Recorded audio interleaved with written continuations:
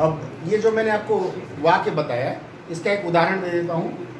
सी succeeded. सी succeeded कौन सा clause है? ये प्रिंसिपल हो जाएगा ना, ये किसी पे आश्रित नहीं है ना, है? सक्सेड करना मतलब सफल होना, सफल हो गई, वो सफल हो गई, सिंपल। उसके बाद कुछ नहीं लिखेंगे तब भी चलेगा। Because she work hard, she work hard. ये जो वाक्य मैंने लिखा, अब आप इसमें खुद ही देखिए। सी सक्सीडेड क्या है? ये प्रिंसिपल क्लॉज है। मतलब प्रिंसिपल क्लॉज का मैंने आपको उदाहरण बताया कि बिना किसी के सहारे के वो क्लॉज रहता है, उसके बाद कुछ न जोड़ें तभी चलेगा। लेकिन बिकॉज सी वर्क हार्ड, सिर्फ ये लिखें तो अधूरा लगता है, नहीं लगता है? तो ऐसे केस में बिकॉज सी वर्क हार्ड जो है ये सबऑर्डिनेट क्लॉज है। तो मैंने रूल बताया है कि अगर प्रिंसिपल क्लॉज ये कौन से टेंस में है? पास्ट है, तो ये भी पास्ट में होगा। क्लियर है? एक और रूल बताएं। जैसे मैंने पुलिस इन्फॉर्म बताया था, वैसे दूसरा मैं बताता हूँ। He was inform, he was inform, he was inform. ये कौन सा क्लॉज है? क्या है बोलिए? ये भी प्रिंसिपल है।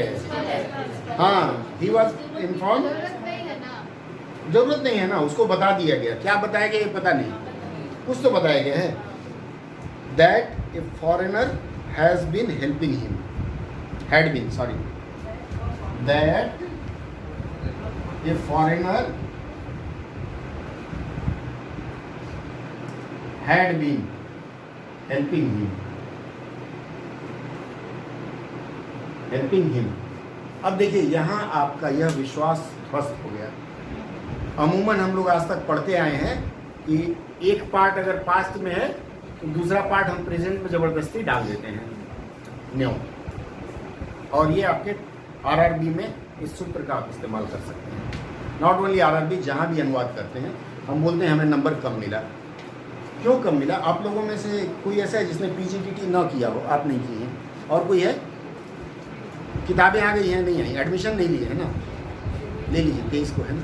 अच्छा, आपको बाद में लेना है। पीजीटीटी की जो किताब है वो पढ़े हैं? पूरी पढ़े हैं?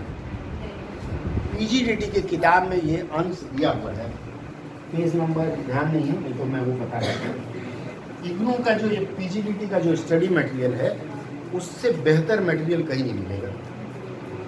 लेकिन समस्या है हम लोग उसको पढ़ते नहीं हैं। चलिए दूसरा लिखिए।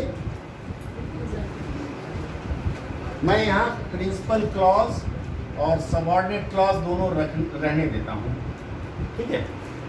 क्लियर है?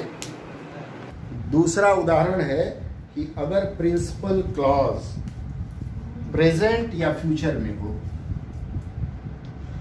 प्रेजेंट है या फ्यूचर है, दोनों लिख लीजिए, तो सबऑर्डिनेट क्लॉज किसी टेंस में रह सकता है।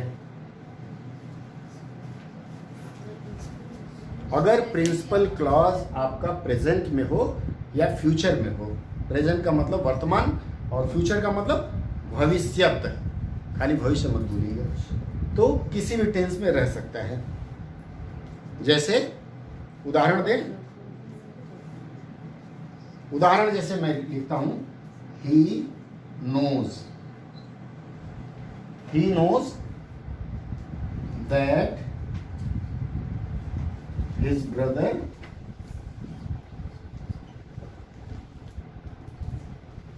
READ क्या होगा वाक्य के अनुसार? रीड बोलेंगे या रेड बोलेंगे? he knows that his brother read। क्यों? पास्ट टेंस में है। मैंने रूल क्या बताया? मैंने रूल बताया ये प्रिंसिपल क्लॉज है, वो प्रेजेंट में, ये प्रेजेंट है या फ्यूचर में हो, तो बाद वाला जो है सबऑर्डिनेट क्लॉज वो किसी भी टेंस में हो सकता है। ये किस टेंस में है? पास्ट में है। रेड पढ़ा, रेड पढ़ लिया, पास्ट में है ना? या फ्यूचर में है? क्या है? पास्ट में। Very nice. उसके बाद अगर इसको हम बदल देते हैं, ही नोज की जगह हम ही विल नो लिखते हैं, ही विल नो लिखते हैं तो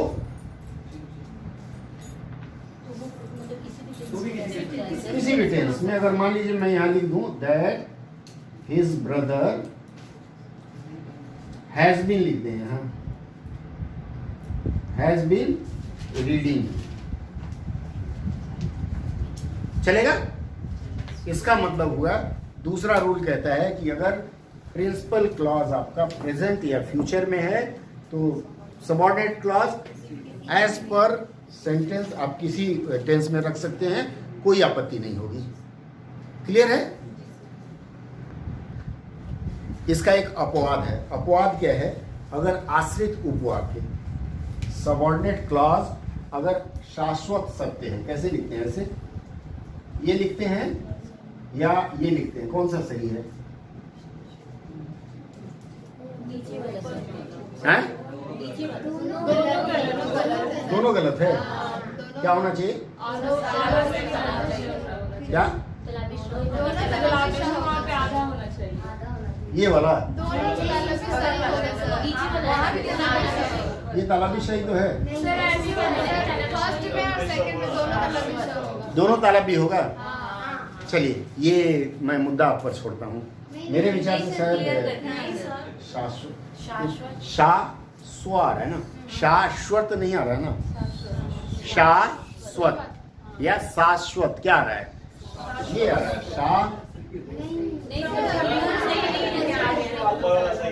ऊपर वाला है। हाँ, आप लोग ये कह रहे हैं यहाँ भी काला भी होगा, स्व आ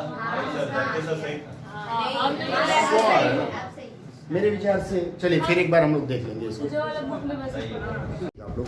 तो मैंने बताया कि अगर आश्रित उपवाक्य, सुनिए, सबऑर्डिनेट क्लॉज अगर शाश्वत सत्य है, शाश्वत सत्य मतलब अंग्रेजी में universal truth,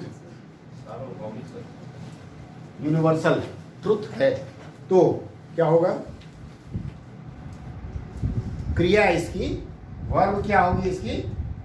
simple present. Simple present मतलब प्रेजेंट इंडेफिनिट, सिंपल प्रेजेंट में होगी। ठीक है?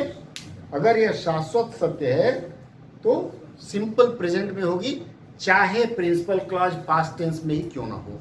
और अक्सर हम लोग इसी का प्रयोग करते रहे हैं। सूर्य पूरब में उगता है, ठीक है, राधा ने कहा। सर ये तो यूनिवर्सल ट्रूथ है, सूर्य पूरब में होता है। यूनिवर्सल नहीं है। धरती जो है वो सूर्य के वो अलग बात है, हम सबको पता है ना कि सूर्य पूर्व में ही हूं। देखिए इसका उदाहरण, जैसे मैंने विद्यालय में सीखा, सुनिए, मैंने विद्यालय में सीखा, मैंने विद्यालय में सीखा, क्या सीखा? कि ईमानदारी सर्वोत्तम नीति है कि नहीं है? ईमानदारी है। मैंने विद्यालय में सीखा, ये कौन सा क्लॉज हो जाएगा? ये मैंने विद्यालय में सीखा हो जैसे ईमानदारी, ईमानदारी सर्वोत्तम नीति है।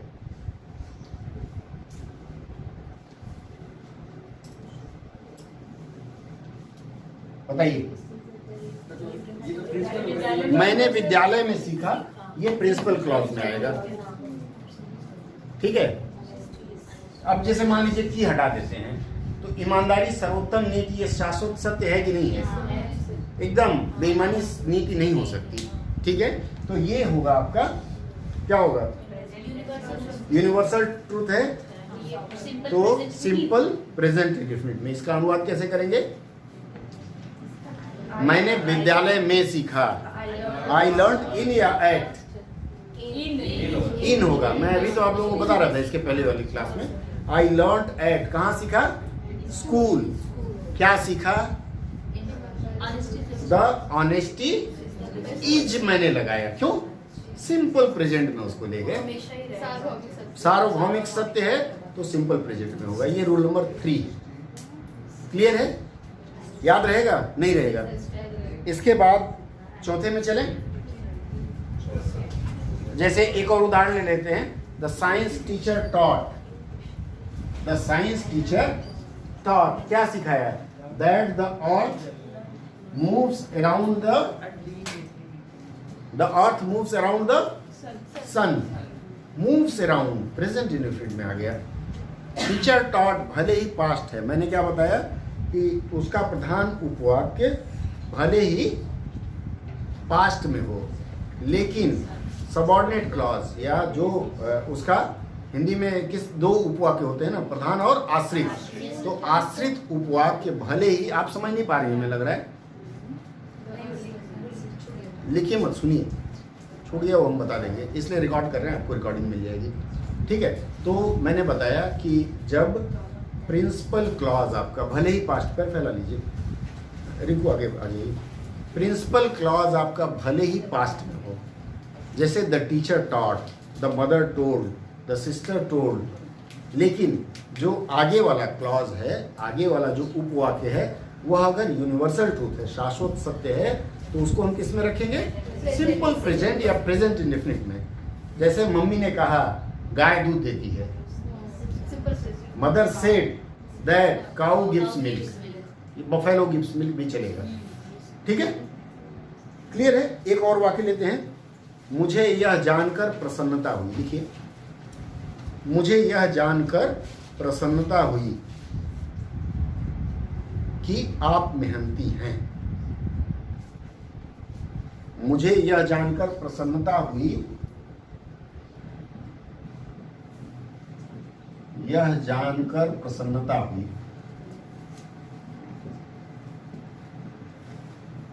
क्या होगा इसका? प्रसन्नता हुई कि आप मेहनती हैं या तुम मेहनती हो, जो भी हो, क्या होगा? मुझे यह जानकर प्रसन्नता हुई, आई एम, क्या होगा? वेरी नहीं होगा, बहुत प्रसन्नता नहीं हुई, आधा तो जलन हो रहा था, वो छुपा लिया, ठीक है।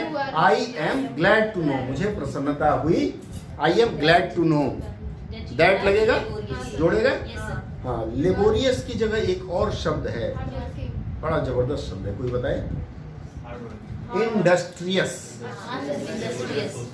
Industrious, INDUSTRIOUS, I am glad to know that you are industrious, clear? Rule number 3 शेष। अब आए रूल नंबर 4 में। रूल नंबर 4 कहता है, क्या कहता है रूल नंबर 4? कि यदि उपवाक्य, सबऑर्डिनेट क्लॉज जो है, वो कंजंक्शन ऑफ कंपैरिजन, अंग्रेजी पढ़ा है ना आप लोगों ने, कंजंक्शन ऑफ कंपैरिजन, इसको हिंदी में क्या कहेंगे? कंजंक्शन ऑफ कंपैरिजन, सिंपल भाषा में तुलना प्रस्तुत करें, ठीक है। कंजंक्शन ऑफ कंपैरिजन छोड़ देते हैं, कंपैरिजन समझ में आता है ना, कि अगर उपवाक्य में तुलना हो, जैसे देन या एज वेल का प्रयोग होता है इसमें, जैसे मेरा कुत्ता आपसे सुंदर है, कंफर्म? अगर आप बोलेंगे तो इसका मतलब उस व्यक्ति की तुलना कुत्ते से कर दे रहे हैं, ऐसी गलती ना हो, ठीक है। देन या फिर क्या है?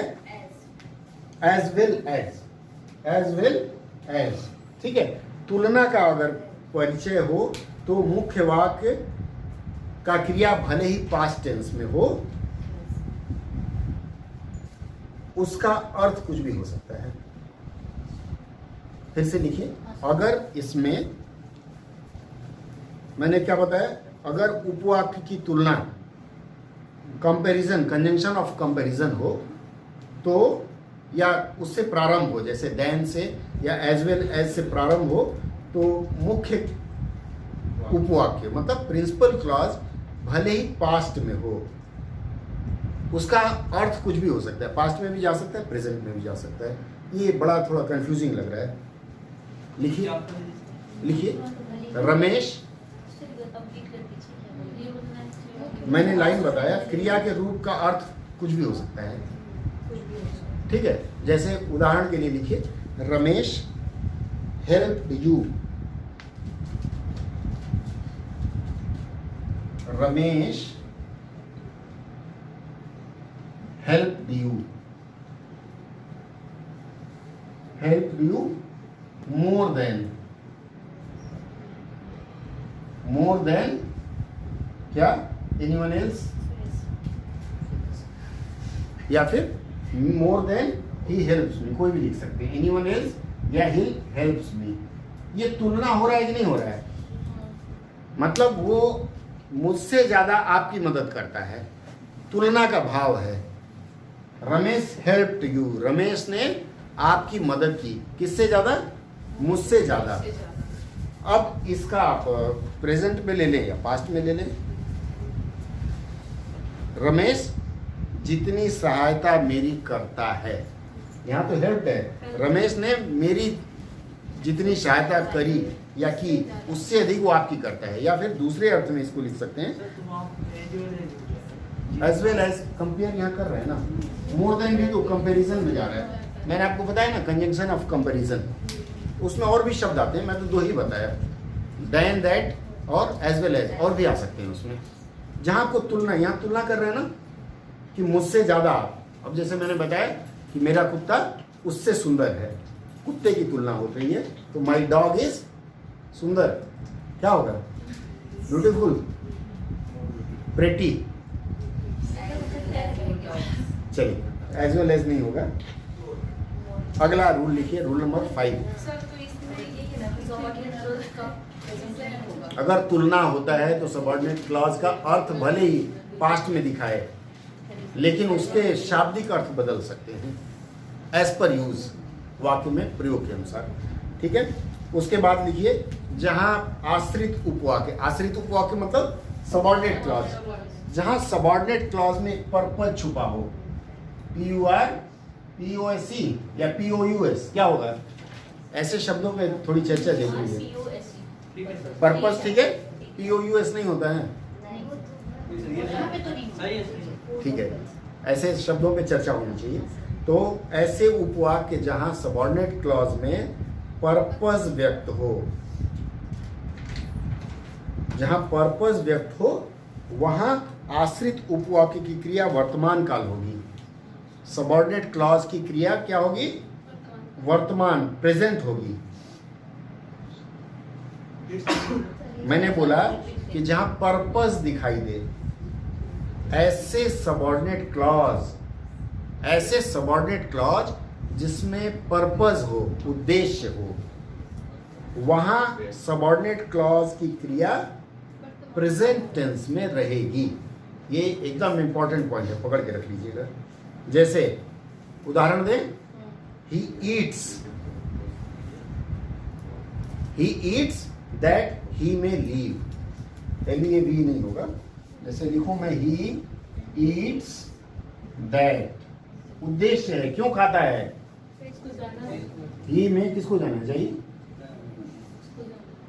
लीव, LIVE,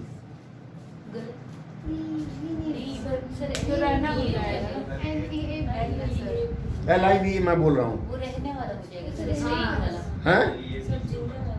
जिंदा रहने के लिए लीव होगा, और ये लीव LEAV कर देंगे, वो लीव द वर्ल्ड मत करिए उसको, ठीक है। ही ईट्स, क्यों खाता है? उद्देश्य है उसमें, खाने का उद्देश्य है ना, दैट ही मे लीव क्या है? प्रेजेंट में हम व्यक्त कर रहे हैं ना।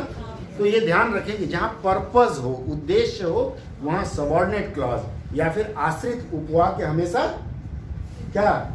प्रेजेंट में, कुछ नहीं होगा, धन्य हो, ठीक है। एक और उदाहरण दे, ही वर्क्स, लिखिए अगला उदाहरण, he works that we may earn our living, he works that, LIV होगा बाबा, LEAV तो जाने का हो जाएगा ना। आपका ध्यान मेरी तरफ नहीं रह रहा है, समस्या वहां है।